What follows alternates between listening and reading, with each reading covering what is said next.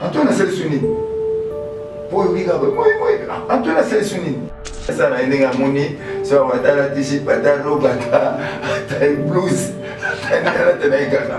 Blues na bazalère. Ata blues.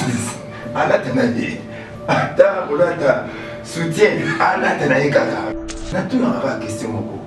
Pourquoi Barbara Kadigula est à Nazar Goudnero a réconcilié pour problème des ateliers. J'ai beaucoup de respect des panaïs. Nazar n'a numéroté n'a pas parce que Naïbiki, Nazar qui a chanté ce nom qui est bien et c'est là qui moi, mais c'est des choses aussi les cas parce que grand organe. Il y a un Canada, pourquoi vous voulez me dire bon, comment dire bon,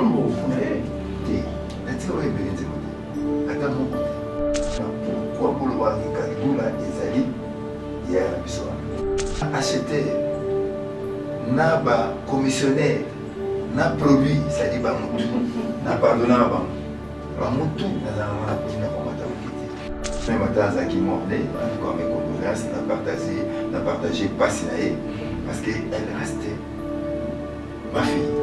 Dans mon argent qui t'a tenu, il faut qu'on s'y calme. Si on a beaucoup de détails, il y a l'argent qui t'a tenu. Il faut dire ça qui est là, parce qu'elle était appelée à devenir une très très grande star, parce qu'elle chante très très bien, merveilleusement bien. Mais dans mon carrière, on dirait vous avez besoin d'être remplacé pendant remplaçante valable il y a belle il y a et Coco donc frère t'as vraiment ton avis on peut dire tout ce qu'on veut. Merci.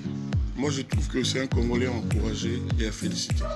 Merci. Je suis venu voir ce qu'il fait et je suis franchement fier de lui. Donc bonne continuation. Comment on y vient dans frata? Bonne continuation. Congolais, il faut l'ingana au Congo, la Congolais. Bota avait outil qui ça te faire venir et pas découvrir le magasin Frata. Donc tout ça, ma vie ça va shopping na ya est très très à l'aise. Et Frata, moi toi na Frata dadi le combo. Au moins ça to bien mu keto la sabino. Tout ça na et Frata, et Frata. C'est un Congolais à encourager et à féliciter. Allez, c'est bon. Les Frata monte, les Frata monte.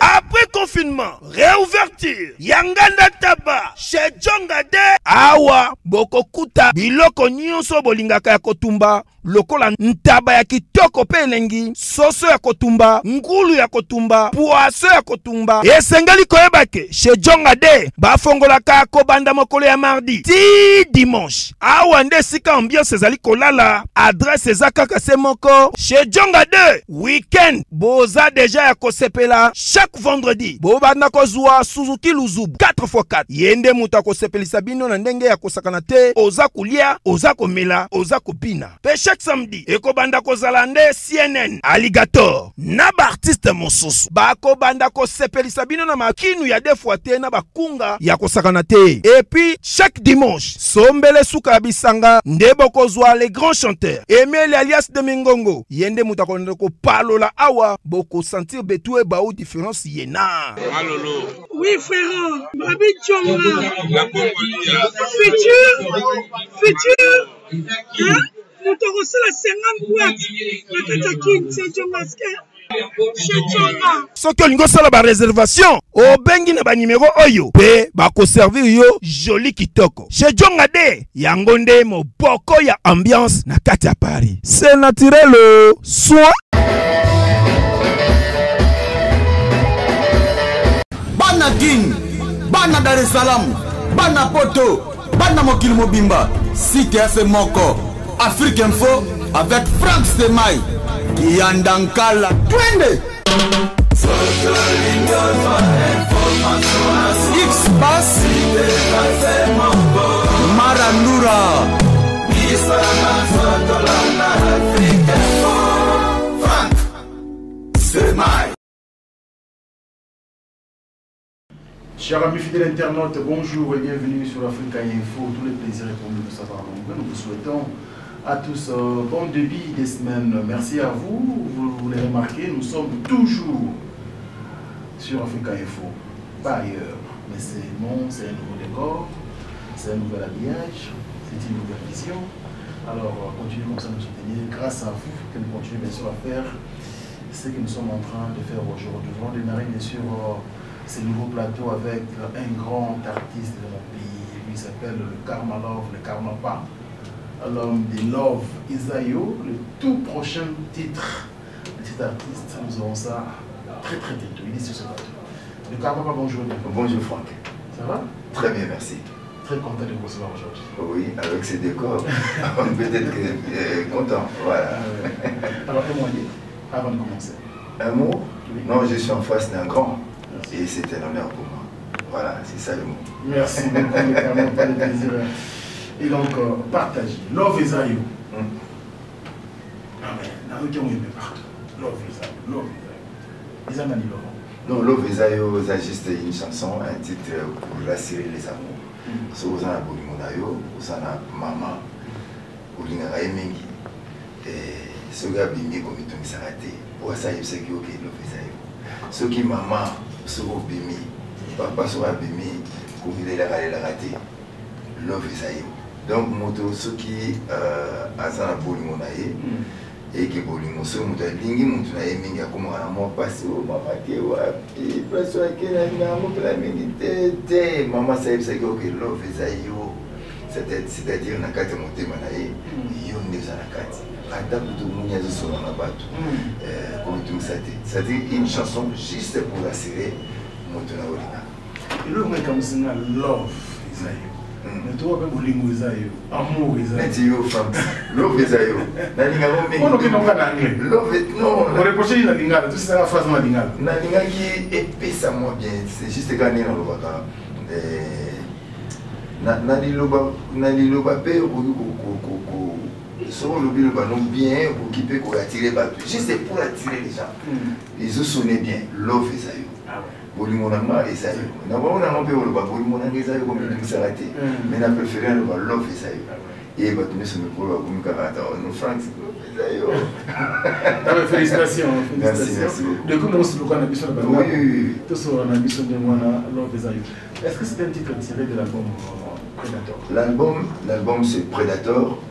Et Love Isayo a titre mon a 4 il y a Predator parce qu'il va dire que vous avez un Predator on a dit que vous avez peut-être 4 ou 5 ou 6 en tout cas il y a 6 na 4 tout ça peut prendre maman Emo parce que maman Emo et Bimaki mais version nazoya namo juste pour nous rappeler ce soit consacré l'hôpital dans le ciné olympique a raté non déjà parce que bande ko bazo kufaka katilelo so que l'hôpital ya maman il y a un hôpital public pour la maman et mon instant le bango na yo maman et pour la veut dire hôpital public ba hôpital public nyonso na bengo ba maman et parce que maman est présent maman est voilà donc so que na mon angeli okuta bato bazo kufa aucun sanatorium bato so kali mbelembe oyo pe de référence bato bazo kufa ya mon abi fona reprendre maman et mon on a pour rappeler ba OK tout ça va kutala. Après Caligula Boulolé, Caligula Botamuntu. Oui, c'est vrai, j'ai pratiquement 7 ans depuis la mise à Caligula, dans la mise à l'album Souté. Alors, Naïmbaki, Nalingaki, même IGF, on a banni les aïeux pour la moka. Même maman est moka, la moka. Nabanzi public nanga bato balinga nga balobaki mais bazali pe kosala nga na batimo nanga et on a bu retour na thème de prédilection nanga l'amour Love Isayo déjà 7 ans après. Alors le Karma Pa la rumba que tu défends parce que les défenseurs la rumba makasi na rumba makasi les deux a inscrite na UNESCO comme patrimoine immatériel. Est-ce que vous avez une vision de continuer après inscription? Non, vision Zali, seulement un problème. Je vais profiter d'un plateau pour rappeler la rumba a été inscrite dans le patrimoine immatériel et UNESCO. Donc, ils ont comme un aîné. Mais, puisque on a tous les valeurs de la rumba, si vous remarquez, dans la sonnette d'alarme, dans moins de 50 ans, on risque de perdre cette musique-là, la rumba. Parce que toujours ça la promotion à monter. Bah jeune Lelo, baza se diriger vers une musique aux autres et la rumba est comme on délaissé. C'est très dangereux parce qu'ils ont un problème de culture. Ce qui oyoki ba petit na surtout bazo bima bazo tika rumba. Voilà, rumba té. Alors pourquoi rumba té? C'est peut-être parce que la politique baza ko comprendre té. Il y a un tant qu'artiste. Deux Français mon né à rumba n'a profité na ba plateau oyo na mo rumba na ba konzi. Ceux qui tout ça est fort, ceux qui tout ça est rien. Rumba na biso ata ba pesi so patrimoine ba groupe au vote l'amour et égo disparaître parce que promotion et madame nous a dit qu'est-ce qu'on a fait, qu'est-ce qu'on fait pour la rumba, on fait rien. Il y a mon engagement en tant qu'artiste défenseur à rumba, on a profité de la plateau dans le baquet. Non, il faut faire quelque chose pour la culture pour la rumba. Comme quoi par exemple monsieur en France, par exemple, ceux qui sont en France, dans la télévision, dans les médias, imposant dans les médias 60% de la musique française. Vous êtes obligé dans les médias tout vous mettre 60% de musique française, 40% de musique étrangère, vous mettez dans le même. Et c'est une politique culturelle, juste pour promouvoir la musique, éthique à la liberté. Et nous, à un moment où on a tout ça la politique alors qui musique et Robert Rana Balado nous sommes kaya bakumole ils ont une politique mais le lot en tout cas on a une politique culturelle qu'est-ce qu'on fait et des années pour la rumba ça là pour le lot jeune ceux qui balobine par exemple 70% ya musique ya rumba kaka et beta na ba imposer dans les médias ba jeune tant bazo yoka trop ya ngonde ba obeta mais ceux qui bazo comme trop te ko bazo yoka trop alors ils ont bêta de l'auto ils ont battu à tout qui la boîte à tout qui la radio de biso oui ouais papa musique mingi moi va envahir biso et ba chaîne na biso pe ba alors que la rumba c'est vraiment la pour moi c'est la mère de la musique belle Afrique ils ont le bon monnaie c'est pas pour les ba biso ba déclarer mon patrimoine et tout ça et biso mon tout ça va peut-être faire non donc juste sonner d'alarme na petit pour la politique qui tire le calendrier sur ça. Alors, il y a quelques mois, nous avons pris une décision pour nommer l'ambassadeur ou de la culture congolaise. Aujourd'hui, parlons d'abord de Gims et d'Adjo. Est-ce que vous êtes fiers de la manière dont nous avons véhiculé le message la culture naza très fier na bango d'ailleurs dans le plateau na OK naza fanatique ya Gims fan penda fan et mokonzi tango pona kosongela moi likambo lobi ya bana na biso tango bakonzi na biso balobaki ba déclarer bango ambassadeur ya rumba parce que ezaki bongo na bando zoyeba ngai naza les premiers na bai non bakonzi ba se tromper mais ce sont des Congolais ou donc il faut tout soutenir le peuple parce que moi Congo donc moi je les soutiens soutenir Bango Makasi mais seulement dans le but que il faut payer tout compte ça paie moi le Congo parce que l'eau m'a pété. Nous sommes fiers d'abord. Vraiment pour nous répondre brièvement, nous sommes très fiers d'abord. Il faut que nous puissions taper la culture pour moi même la vision parce que ça non il y a que ça on peut profiter d'abord parce que ça mon ennemi surtout Congo il peut profiter d'abord et vous avez bénéfice de ça. Voilà. l'IGF et nous sommes Makasi. Il a traqué la détourneur et la télé publique. Vous avez des artistes qui ont été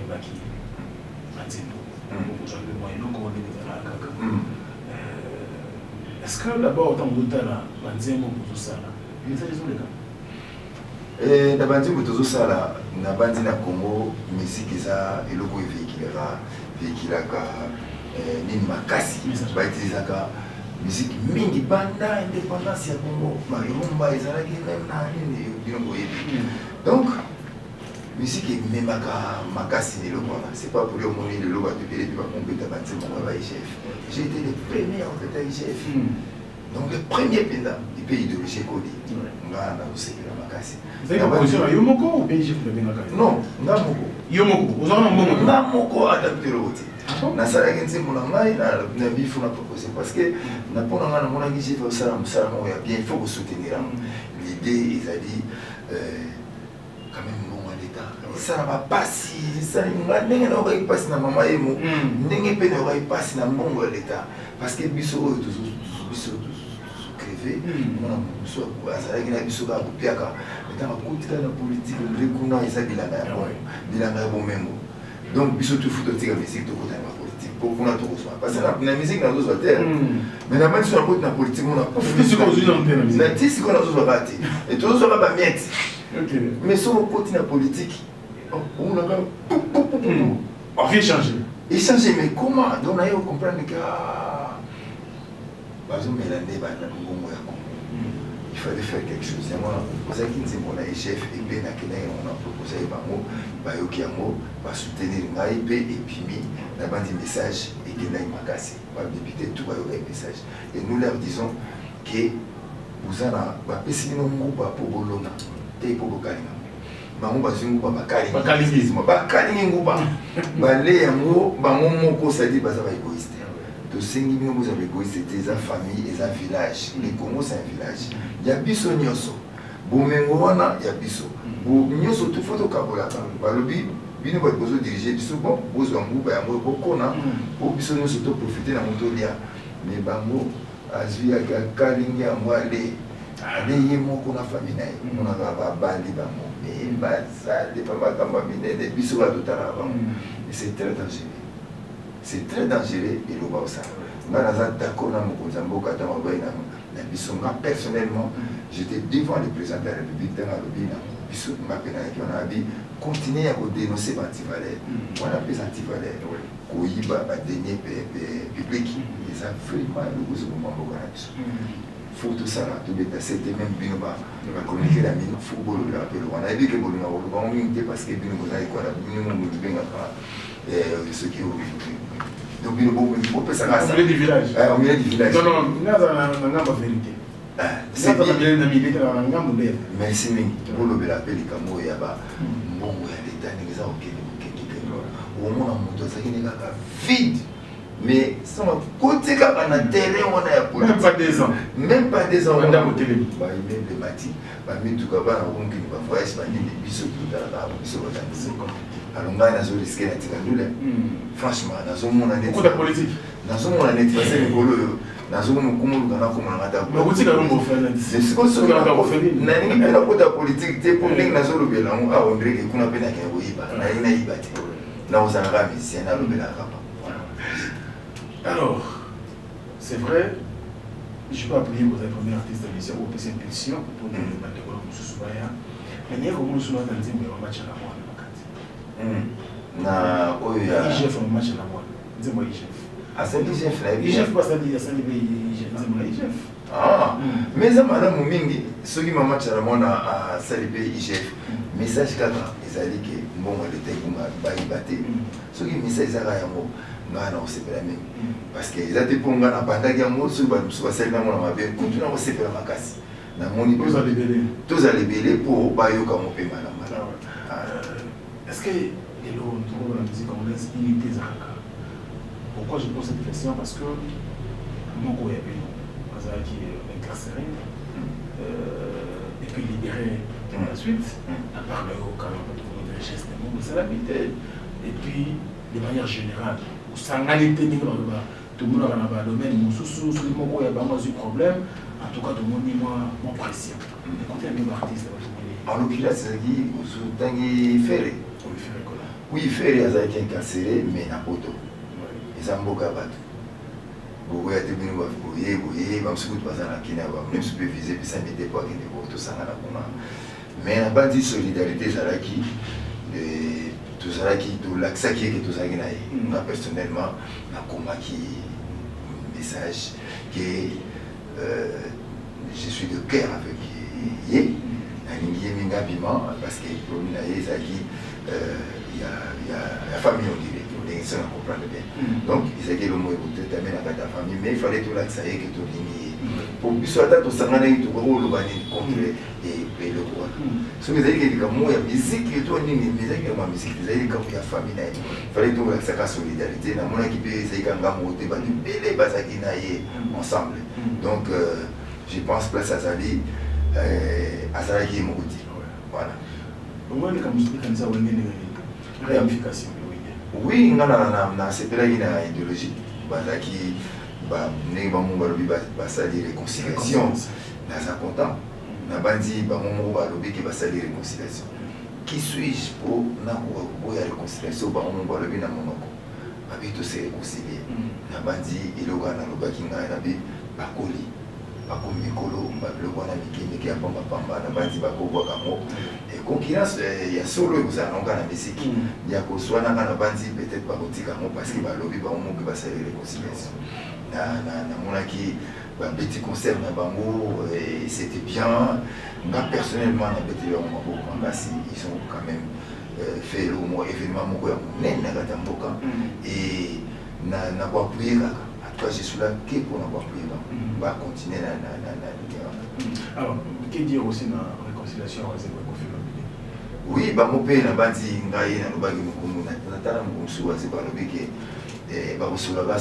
Satan a dit donc, n'a pas dit que Satan. Donc, Satan a dit mais néanmoins, il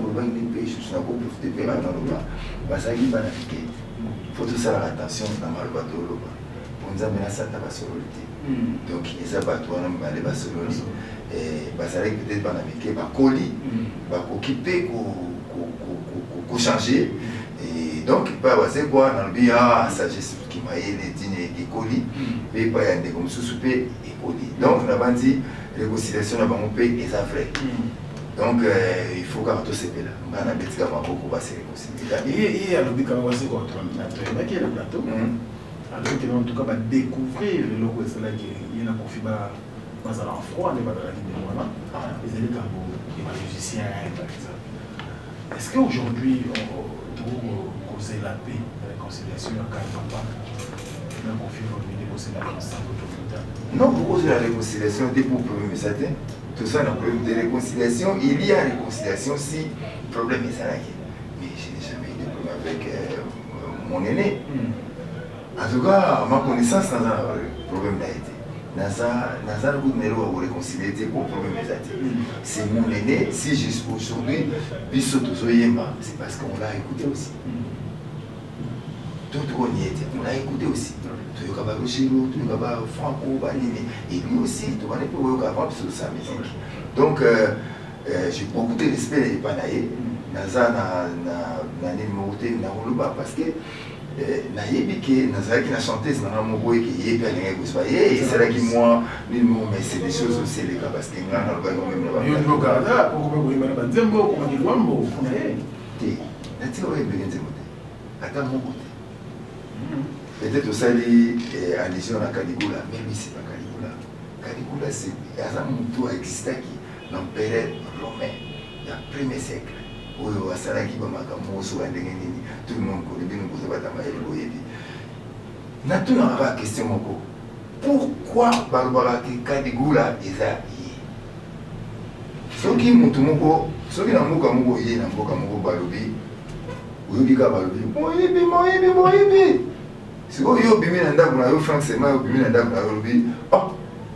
mais Antoine a sélectionné. Pour y regarder, Antoine a sélectionné. Il y a bien Antoine. Mais il y a des batailles comme Antoine. Il y a des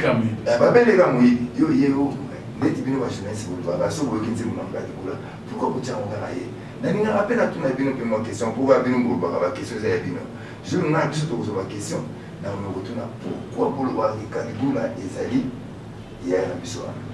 Alors que Caligula et Zali, il était Caligula empereur romain, où il y a un comportement où il y a un bé, où on a dénoncé pour mon kili Mobimba, Caligula Baza et payé. Même la politique, Caligula Bali.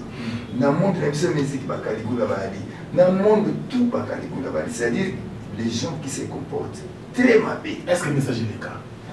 Oui, n'a pas dit message les gars, et puis pas de belé. Sur le lot de solo, les Camoué à Caligola, pour viser mon na plateau, c'est que message les gars. Et ça preuve que message, il y a un démon à Caligola. Par contre, le monde va changer. Mon changement va bateau. Oui, na mon a vraiment peu de changement va te belé. Na Caligola, tel que exclusivement pour la côté de la musique. Non, Caligola, nyonso. Même la politique, pas Caligula, net ya tabato bazo sur un mois d'état. Baza pega ba Caligula. Bato yo bazo ko sala mabe na mokili ki bazo trouver plaisir dans mon soupat ba Congolais bazo souffrir na nzala. Yo ba pesa ki yo mbongo bongisa ba biloko ya l'état. Olé ya moza Caligula. Parce que ba mo bazo nyo comme yo zo sepela. Donc Caligula pour na ko résumer c'est mutu oyo azo trouver plaisir tant moi azo sala mutu mabe tant mutu on azo nyo comment il y a vraiment plaisir, c'est ça Caligula. Alors Delo, parce que nous avons un problème, vous évoquez quand même le comment c'est important. C'est la guitare maintenant chanter Israël la guitare mais le comment pardonna ou bien si na pardonna banda kala kutu na lubaki ya mukutu na télévision belé na bi na pardonner na acheter na ba commissionnaire na produit, ça dit pas mon na pardonné avant. École chrétienne Le Rocher, déjà ba fongoli ba porte na bango pour na ba inscription 2022-2023 na ba direction na bango nyonso. École chrétienne Le Rocher, ezali cadre agréable pe dynamique pour na bon encadrement na bana na biso.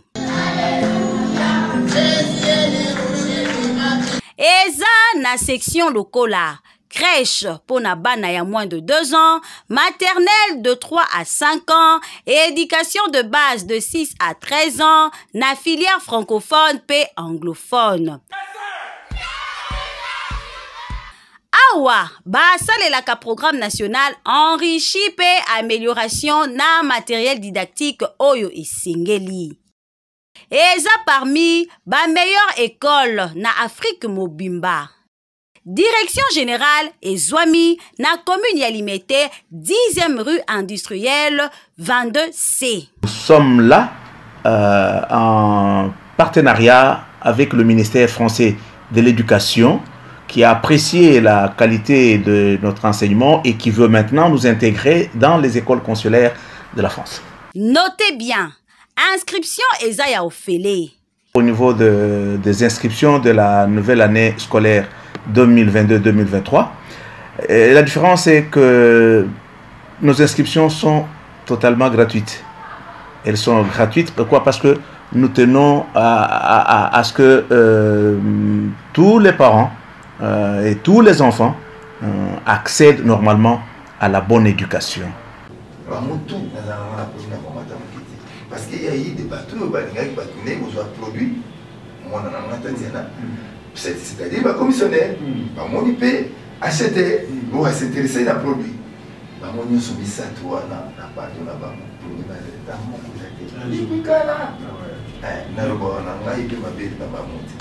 d'ailleurs, il faut évacuer.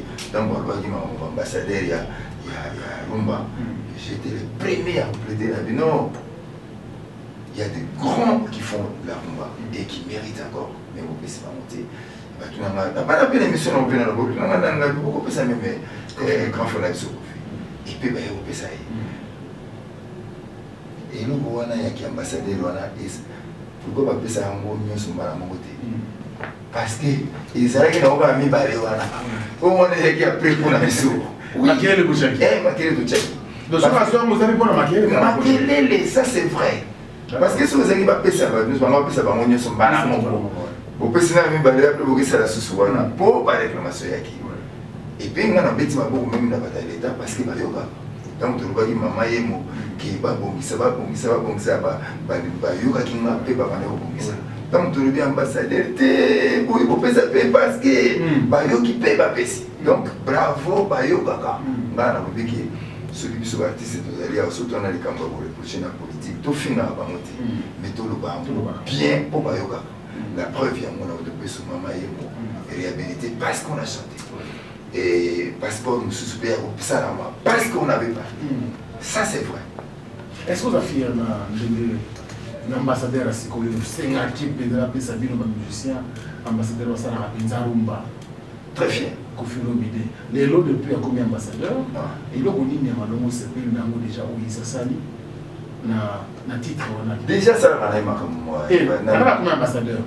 Période où il dépose le passeport diplomatique et puis il y a une nomination. Vous savez, là, comment on dit non. Au moins, on a 5 acquis parce que Bota déjà acte à poser, il y a comme ambassadeur. Ils ont oui, tant que les bêtes dans la Libana, qui ne bêtent à Rumba.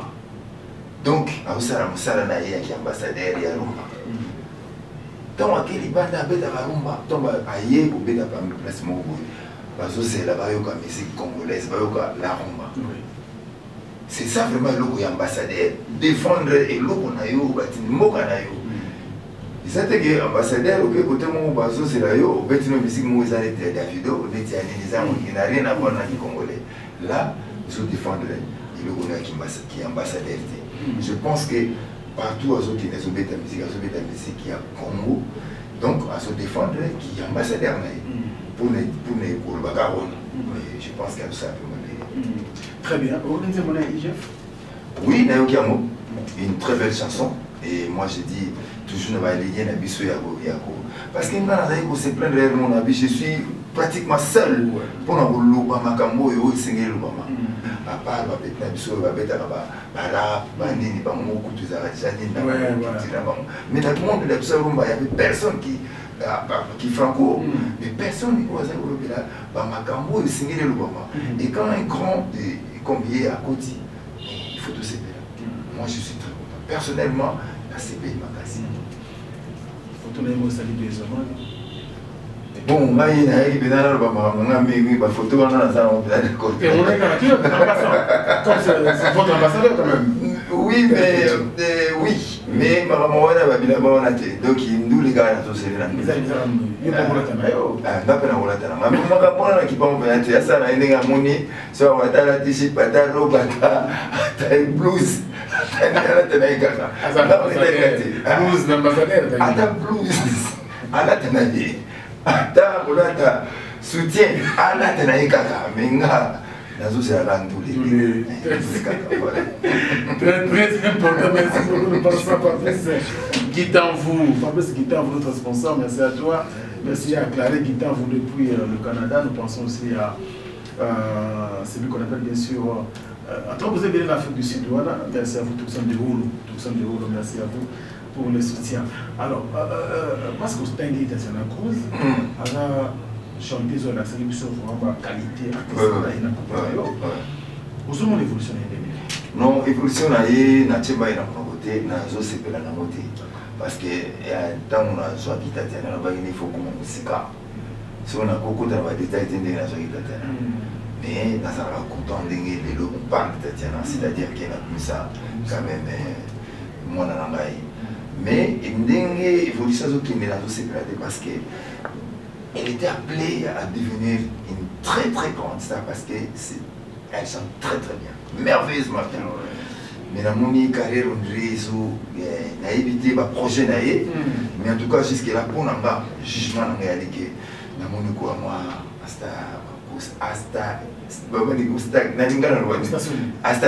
voilà, à télé, une répasse mon coup, dans son monde, pas une pénalité.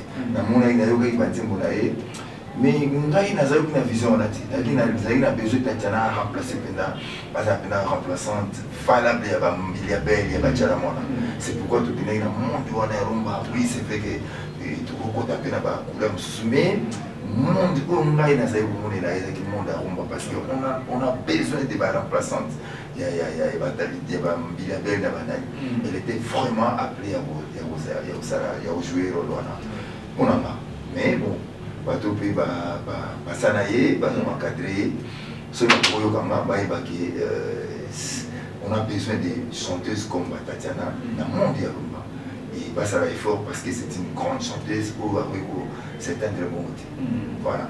Vous avez au courant qu'elle a perdu moi? Non, là il courant. Sérieux? Non, sérieux. Ça même pas. Je vais poster une page. Ah, mais même pas qu'il y a des gens déjà dans mon bali. Peut-être qu'il est prématuré. Ah, mais papa va nous inviter. Ça y est, dans le monde de la musique bien, ça monte à côté de nous. Ah, d'accord. On a posté bébé déjà pour faire. En tout cas, mes condoléances, même à Taza qui mordait, en tout cas, mes condoléances, n'a partagé pas Sinaï, parce qu'elle restait ma fille. C'est vraiment ma fille. Celle qui a puis ça dans le monde, nous, très fière, n'a partagé pas Sinaï. Donc, vous sur la soutien? Honnêtement, toujours sur la tête. Toujours sur la tête, n'a été, parce que bateau plus bas na epena boye peut-être na éviter mais tu vois tout cela tout ça na limité na contact voilà. Allez, nous sommes avec le Karmapa sur ce plateau, mesdames et messieurs. Continuez comme ça à soutenir l'artiste. Très très bientôt nous aurons bien sûr ce titre Love Esayo en attendant l'album en entièreté Predator qui va sortir récemment sous peu. Donc il est ici sur le plateau bien sûr avec vous. Le Karmapa aux artistes de Mogo Mouné, mais les lots sur le photo de la fente. Parce que tu vois, quand il y a le bébé, plus de 5 ans, 6 ans. Plus de 5 ans, oui. Pas un code de vente dans vos années. Oui, Caligula, ils ont une chanson de l'osso qui n'a pas Bénin, mon vraiment Makassi. Et ça, il y a bien. Et ça, il y a vraiment très bien, même à Tasso, les réseaux sociaux au monde, Caligula, il y a le Koutate. Plus d'1 million, donc il y a le Koutate, il y a ça. Les invités qui sont nos cas et œuvre en mon cerveau. Et j'espère qu'il y a un love Esayo. Nous avons souhaité ça n'a pas capable donc Caligula, je suis vraiment satisfait d'un comportement. À un certain moment, on a partagé bien sûr le bagage qui est malade. Vous pouvez équiper un membre influent de la famille. On peut dire qu'il est infecté par une carrière musicale. Non. Non. On n'a pas ça tant caca. Il y a qu'au travail. On n'a pas ça tant. Mon pépé Zali, Nakata musique, Fouille, Baka, Otala, un artiste à Talaba. Dans ton musique à l'école, il fallait ce qu'on puisse ça moussous. Mais mon pépé, écoute, il peut être moussous. Tant que vous allez faire ça, vous comprenez que ça va travailler. Donc, nous avons eu le temps et affecté que c'est vrai. Tout le monde a été vraiment ma famille dans ma proche, peut-être 3 ou 4 comme ça. Et dans ce qui touché, c'est vrai. Mais la carrière n'a pas non, il a affecté une attitude. Il a travaillé en monétaire, il était belé. Il a pas dit qu'à la même été besoin. Le faisait vous comprendre pourquoi la zone matin. C'était vraiment en train de travailler. On constate que Karmapa Yimbaka, Benzamingi là-bas, à quitter. Ma featuring tout parce que le tour vous avez né au bout de ce qu'il y a de la musique, ça dit que c'est là, et ça vous aura trop exigeant, ça va vraiment tout le monde de trouver là-bas, vraiment. Et non, collègue, nous sommes artistes. Non, Franck. Et tout le monde qui n'a pas balé, tout ça là-bas, featuring, ferré. Pour te faire l'appel à chaque fois, viens, c'est la tout seul. D'accord. Héritier P à l'appel à main, tout le temps. Il fait la c'est la table. Donc, 2 grands artistes, il y a Rumba. Le monde n'a pas appelé à Rumba. Au bazar, la tente, tout ça là. Et donc, tant qu'on qui est prêt de travailler à ferrer, à Ypsinga qui est poteau et le boy, et le madère, et là. Et nous avons mis déjà, il faut la relancer et tout ça. Vraiment, c'est vrai qu'il y a un monde qui a musique, il y a l'autre, la featuring, il y a une milité. Il y a un mode featuring. Comment il y a un monde de Makambo? Bon, ce qui est Makambo, c'est bien, parce que dans un projet, il y a aussi la Mokona ferré, Mokona. Héritier. Mais l'album est déjà presque à la fin. Il y a eu pratiquement à la fin. Donc, dans ce batté, c'est le logo. Parce que vous avez dit, Ntina n'a pas été mon kilisus. Ah, Franck, kilisus, Magambo, est-ce qu'il a bien souffert, il a bien hérité. Maman deux, ils sont d'accord pour tout ça, na bango, va filtrer là-dessus. En tout cas, on a le diamant, on a bandé les diamants, ils sont vraiment d'accord, tout ça, filtrer, ils sont balés. On a bango. Mais, batango bano comment est moi passé dans mon ozonga landa wa tout on réfléchir makasi est-ce que na sala parce que Franck a lobby on sur l'émission est-ce que na sala ngo donc on réfléchir mais on a informé au baquet en tout cas tout ça qui déjà na kata le concours tout ça va fêter avec ces deux grands artistes rumba. Très bien, merci beaucoup. Ça s'appelle le Karma Love, le Karma pas votre artiste préféré. Et il est sur depuis, je crois, Belgique, là où il est Moucheni. Donc merci beaucoup, le spécial. Ensemble avec l'Écosse, nous pensons également à Yadjo Monda et la Terre Avantageuse. Merci pour tout le soutien à un grand frère. J'ai eu une maman qui vous aime énormément. Oh là là. Merci beaucoup. La première dame de Lausanne. Ah oui, je la connais, oui. Non, mais appelé ça pour terrible. Ah, l'Obezaïe. Maman Siko. Siko, non? Merci, oui. Merci, L'Obezaïo. L'Obezaïo. De tout gars, ça là. Merci. Merci beaucoup. On dit que nous n'avons pas comme les autres, nous pensons également à vous. Sans oublier le président Super au soleil, dans le deuxième Matota.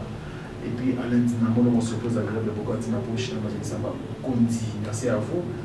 Et bien, pourquoi penser aussi à Jormel Kissungu qui regarde le ministère en Suisse. Et puis Gilo Okula, Omande. Merci à toi depuis Strasbourg, nous pensons comme ça.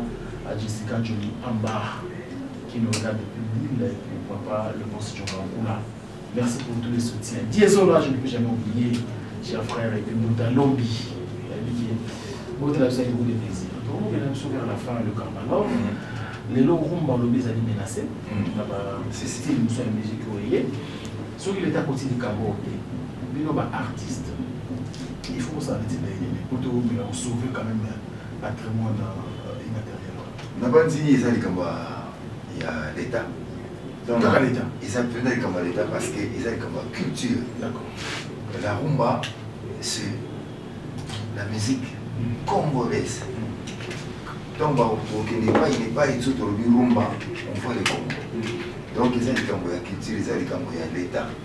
L'État, il faut encadrer les artistes. L'État, il faut aider Bango, l'État, il faut aider même musique. Parce que la rumba elle-même fait rentrer des devises. La rumba fait rentrer des devises. Mongo écoute un rapport, et nous consommons. Donc, ils ont dit à l'État, où ils ont bandé la mort, l'État, ce qui a dit que rumba, donc perd le rumba dans moins de 50 ans. Parce que les jeunes ne s'intéressent plus à cette musique-là. Faute, il y a une faute, il y a l'État, faute de promotion. L'État ne fait pas la promotion de sa musique que la rumba. L'État ne fait absolument rien. Ce que nous avons beaucoup que nous avons continué à dire politique parce que nous avons toujours constaté que rumba, les jeunes vont s'intéresser à la et ça grave. Et ça grave. Alors ceux qui sont aux commandes, les lots, il faut pas mon appel à moi.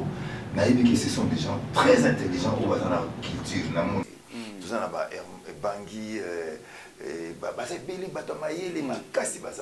Il faut couper ça par moyen. Je pense qu'ils appellent pour un moyen. Le pays a beaucoup de problèmes, on le sait. Mais culture, ezali, et l'ogomo, c'est d'ailleurs et les bandes de l'Iamakambounios. Miroir même, ton vitrine même, il y a. Voilà, c'est la culture. Il faut quand même un petit budget parce que sinon, pour nous relever le rumba, parce que toujours le rumba, cette musique va disparaître. Et là, déjà, il bandit Kobunga, ceux qui n'ont pas dit Monaka, ceux qui battent musique, mais rumba c'est bunga. Ngana mona ina Côte d'Ivoire, basali festival à rumba.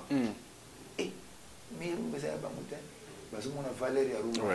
Et bisumoko. Est-ce que ce mon festival mo awa ya monene oui na pesi fire maboko na nani comme Didier, je crois, il s'appelle. Et organisateur, il y a Fire, festival, Maboko, mais Baza Bamoko, il faut dire Maboko, Baza déjà n'a pas aidé. Donc il faut quand même, moi, Bamakambe, belé pour, même quand on a un média, il faut qu'on impose la rumba, pour y mettre la trop.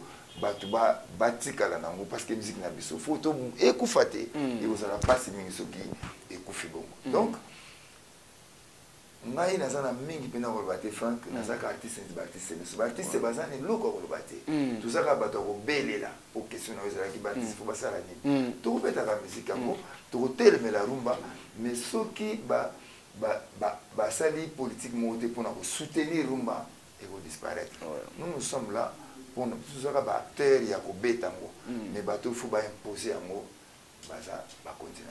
Merci beaucoup le Karmalov Bakermes c'est ton dimbo kawa ouais bada tezate ezali na banzi pour karalelo na bande mo sunga lelo peut-être ozongate na kata ba mikolo ya photo beta mo ba concert mo ke belé pa il pas ya Bakermes mais ngapi fona ki ni photo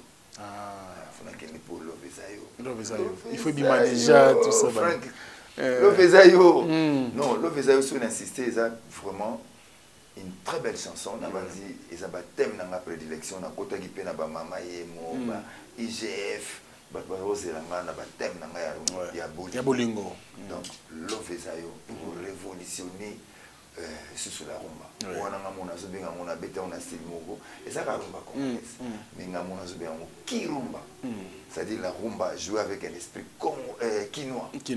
Donc, pour la Kermes, tu as mis moi, tu as 2-3 concerts, moi, après, on a s'envolé pour l'Europe.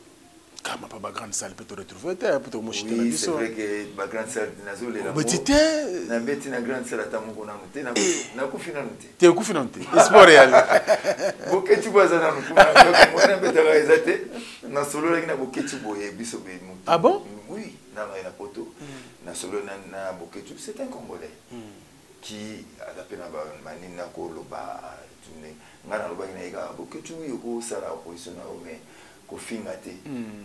Kofingate, opposition, il y a bien Kofingate, Sara, opposition, Azali, na droit ya kusala opposition, mais Kofingate. Nazwaki, tant au Solonaye.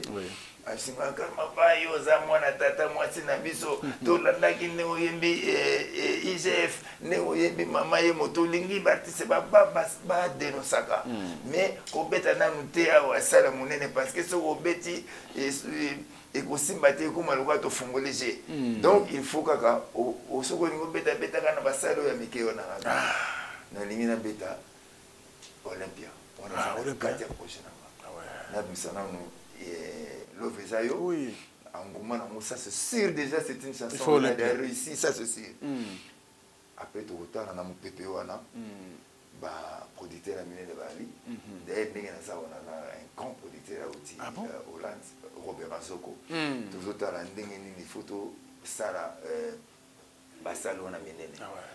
Et à l'objet d'un bandana à Lyon et photo bête un concert à Lyon qu'on a ce qui na colonne après bon enfin on est en a quatre à cuisine de tout solo là na bandana à Lyon production Robert Zoko na bête na colonne production Robert Zoko et après tout la ce qui boketu na bande qu'on a besoin de permettre biso Olympia. C'est ça vraiment prochaine option. Et ça l'a bien parce que ça les bandes qui mini il faut payer et bête na grande salle mon actif na déjà 5 albums à succès ozoya et aux allons peut donc on a retenir salle pendant soirée mobimba et au simba non déjà bato ba concert artistiquement par là baebi ça c'est vrai que dans la nature on a le moi mingité mais c'est vrai que artistiquement parlant dans le monde ya Congo ya rumba il faut porter ces mots voilà. Les Karmalov, nous sommes à la fin. Merci. Ah, frère. Nouveau décor, nouveau plateau, et ça lui fait vraiment plaisir. Non, décor, aussi ça a été ça. Félicitations. Merci. Je vois comment vous avez évolué. Merci beaucoup. Et Bisso Baptiste et partenaire Nabino, Autosara Nabino tout le temps. Décor, honnêtement, sans flatterie, sans nini. Bravo. Félicitations. oui. Aux au serré comme aux ont déjà au serré. Continuer à aller au yo. Ngai na sepeli mingi ningo ya mbinga mutoni busu. Fungola salle au enini plateau oyo studio oyo. Nzambe zo lokum lovezayo. Loveza plateau oyo. Et puis le grand producteur Robert Nzoko. Bambote Bélé Biso. Lovezayo. Na pesi batnanga nous passer bitu comme na suka ça vous permettre. Oui, allez-y. Lovezayo Patrice Louis Adoko. Lovezayo Deli Planète Sono. Lovezayo Dierto Kabangu. Lovezayo Gogimbweko. Lovezayo batu nyonso balandi nyonso ya Africa Info avec Franck Semai.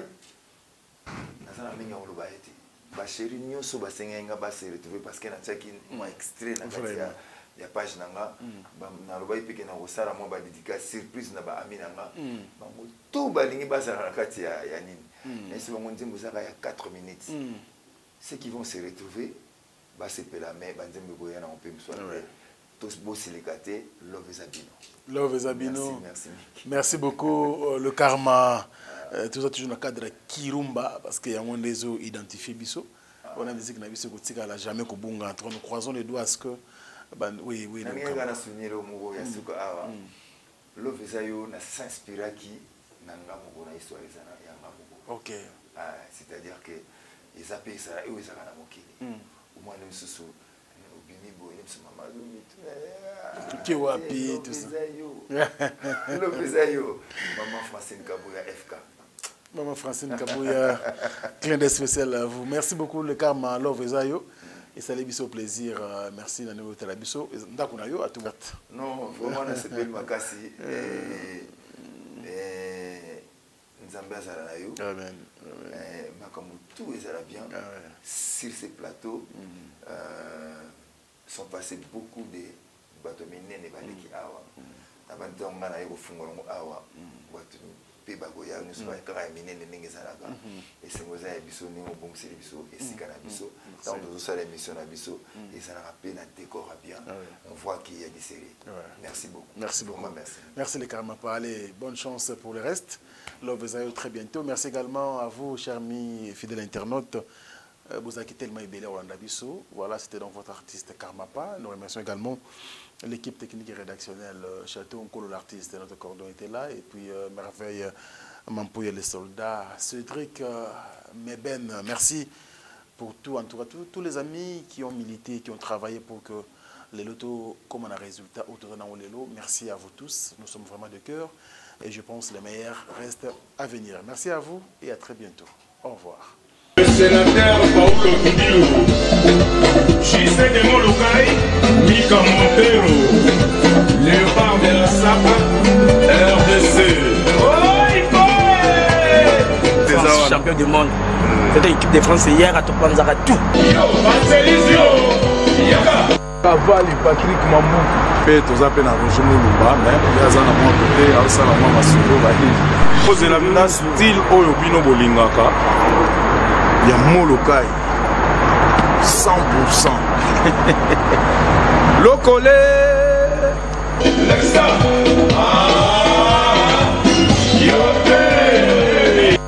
Pawemba na ba petit na ende ala ka na ba masa na ole ka bio soki moi le bien c'est bien moi Bari Gorifé Malek élève du maître as de la chorale si à l'équipe Koufarate il y a mon poste no mu as de la chorale si à l'obi tout quoi ma sole kangami quoi au chaba prêtre à Paris quoi ici c'est Paris on ne parie jamais dans Paris dit pour passer vite Bari Gorifé Malek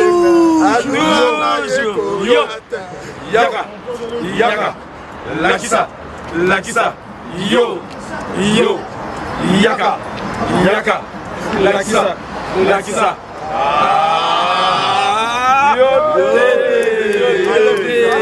Allez. Bana Guine, Bana Dar es Salaam, Bana Poto, Bana Mokil Mobimba, CTF Moko, Afrique Info avec Franck Semai. Yandankala twende X-Bass